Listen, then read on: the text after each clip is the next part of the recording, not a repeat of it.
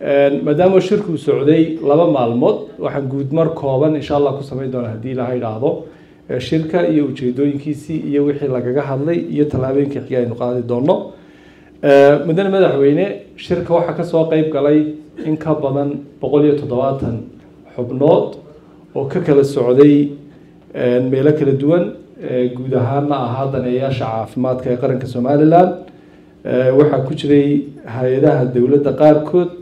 maayarada oo ugu horeeyay maayarka magaalada Hargeysa iyo maayarka Burco la joogay waxa ka qayb galay xubno ka tirsan baarlamaanka Soomaaliland gaar ahaan guddiga arrimaha bulshada iyo guddiga dhaqaalaha shirkadaha ganacsatada culimada mas'uuliyiinta baananka gaarka loo leeyahay ee Soomaaliland hay'adaha qaramada midoobay kuwa maxalliga ah deeq-bixiyaasha inagala shaqeeya arrimaha caafimaadka iyo xarumaha gaarka loo leeyahay ee caafimaadka shirka waxa lagu soo bandhigay guud ahaan caafimaadka guud ee Soomaaliland halka uu marayo fursadaha jira in wax ku qaban karno iyo caqabadaha taagan sidaas oo kale shirka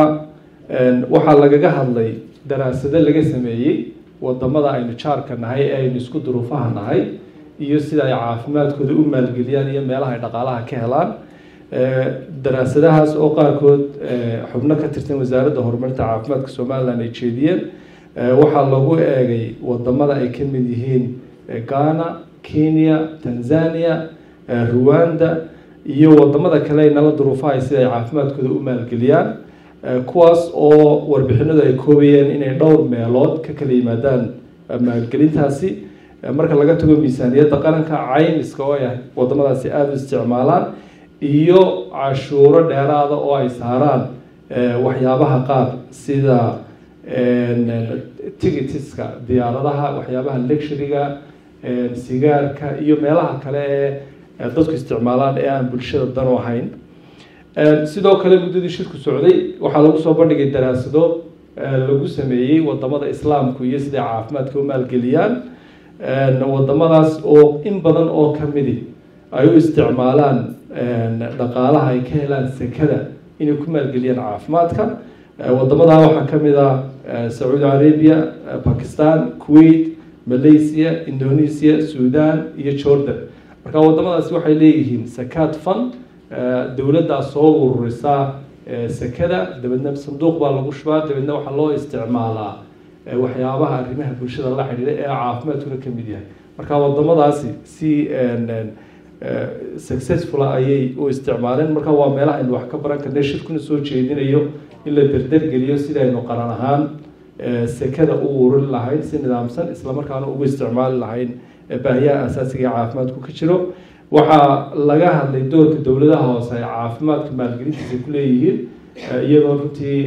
maayarmoogu afkooda ku hadlayay waxaana loo ballamay iyadoo marka horeba wada shaqayn dhow ay socotay oo wasaaradda iyo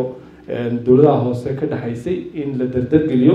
45 maalmood kadibna insha Allah shir baa la qaban doonaa si hoose la isku leegi doona caafimaadka sidii dawladaha hoose iyo wasaaradda horumarinta caafimaadka iyo hay'adaha kale ee khusaysa ay uga wada shaqayn lahayn si bulshadeena ay hesho caafimaad joogto ah arrimaha xoogga looga hadlay shalay waxaa ka mid ahayd caymiska caafimaadka bulshada caymiska caafimaadka dadka iyadoo mas'uuliyiinta hay'adda caafimaadka caymiska qarankuna ay sheegeen warbixinada ay shalay jeediyeen inay diyaariyeen inta badan xeerarkii iyo waxyaabihii loo baahnaa si loo bilaabo caymiska caafimaadka marka xeerkii ugu dambeeyay xeer nidaamyaha caymiska caafimaadka dadka ayaa gacanta lagu hayaa marka shirku wuxuu soo jeediyay in la dardargeliyo si bulshadeenu ay u hesho caymis caafimaad kaasoo wax weyn ka tari doona caafimaadka iyo adeega ay hesho bulshadeenu isla markaana dhaqaalaha ka soo baxa dib loogu maalgelin doona xarumaheena caafimaad ee public ah intii shirku socday waxa xoog looga hadlay in qaran ahaan aynu u baahanahay in la sameeyo istaraatiijiyad guud oo maalgelinta caafimaadka hagta taasina wasaaraddu way bilowday waxaana la filayaa bilaha soo socda insha Allah in la dhammaystiro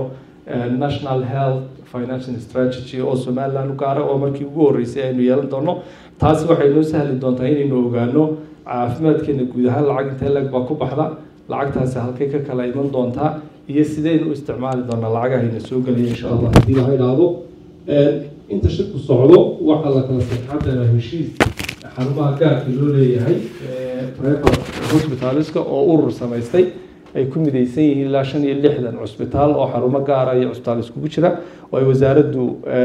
xoog ugala soo shaqaysay heshiis hordhaca oo caafimaadka dadka tayadiisana kor loogu qaadayo laguna fidinayo waxyaabaha qaarna qiimooga hoos loogu dhigayo si bulshadeenu ay hesho adeeg caafimaad oo wanaagsan kaasina waa waxyaabaha shirka aynu ka filayno waxaa kaloo la soo jeediyey shalay xubno badan oo baarlamaanka joogay marka imika waxa gacanta lagu hayaa isagana national health act xeerkii caafimaadka ee guud national health act xeerkaas waxyaabo badan buu inaga saacidi doonaa wuxuu ka hadlayaa oo qeyb ka mid ah ka hadli doontaa caafimaadkeena iyo sidaynu u maalgelinayno marka xeerkaas oo ilaa 7-8 bilood ay u dambeysay wasaaradda horumarinta caafimaadka iyo golaha wakiiladu ay si joogta uga wada socdeen wuxuu marayaa meel gabagaba ah waxaana loo ballamay in bilaha soo socda ugu badnaan 2 bilood gudahood lagu dhammaystiro oo xeerkaasina u dhaqan galo guud ahaan shirku inahaasaa lagaga hadlay madaxweynaha iyo mas-uuliyiintana waan mahadnaqeeya waad mahadsantihiin